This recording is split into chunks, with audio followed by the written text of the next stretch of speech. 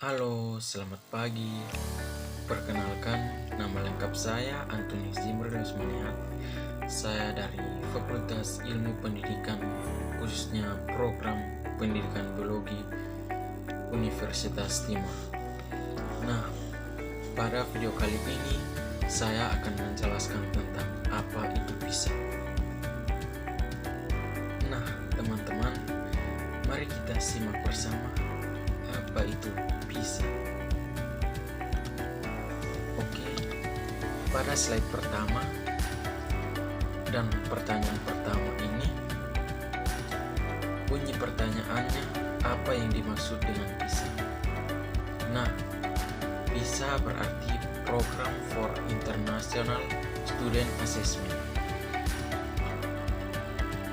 penilaian kelas dunia yang dilakukan setiap 3 tahun sekali untuk menguji kinerja akademik anak sekolah usia 15 tahun. Nah, PISA di sini dilakukan selama 2 jam. Dalam pelaksanaannya, Indonesia memilih peserta didik secara acak dari berbagai daerah. Oke, pertanyaan yang kedua, mengapa diadakan tes PISA? Tes PISA diadakan dengan beberapa tujuan utama. Yang pertama, membandingkan kinerja siswa secara internasional. Yang kedua, mengukur kesiapan siswa dalam menghadapi tuntunan global. Yang ketiga, menilai efektivitas sistem pendidikan. Yang keempat, memberikan informasi dasar untuk perbaikan pendidikan. Dan yang terakhir, mendorong perubahan dan reformasi pendidikan. Oke, kita lanjut pada pertanyaan ketiga dengan bunyi pertanyaan, apa saja jenis soal yang dites di PISA? Nah, ragam tes yang digunakan pada soal tes PISA adalah yang pertama, pilihan ganda kompleks, jawaban singkat, dan esai terbuka. Di sini soal yang digunakan adalah yang pertama, soal pemahaman bacaan atau reading comprehension. Yang kedua, soal matematika. Yang ketiga, soal sains.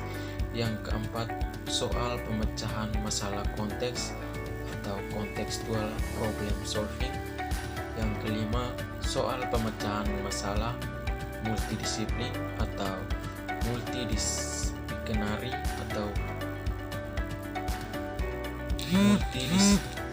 problem solving. Yang keenam, soal kerja kelompok atau collaborative problem solving. Pertanyaan yang berikut, bagaimana skor PISA siswa di Indonesia pada 20 tahun terakhir?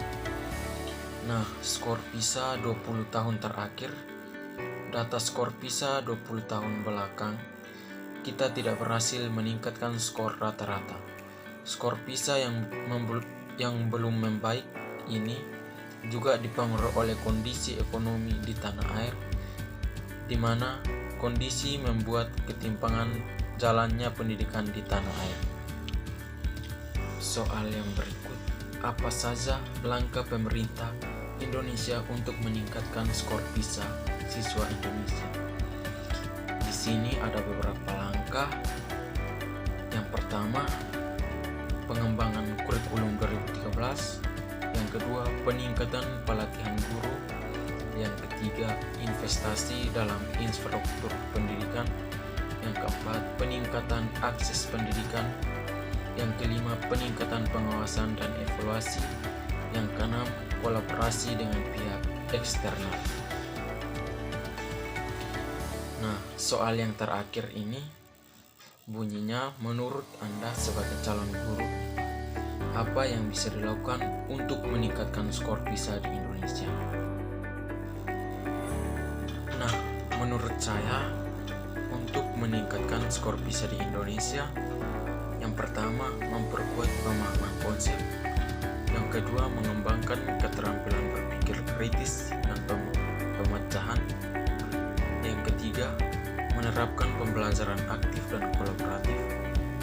keempat, menggunakan teknologi dalam pembelajaran.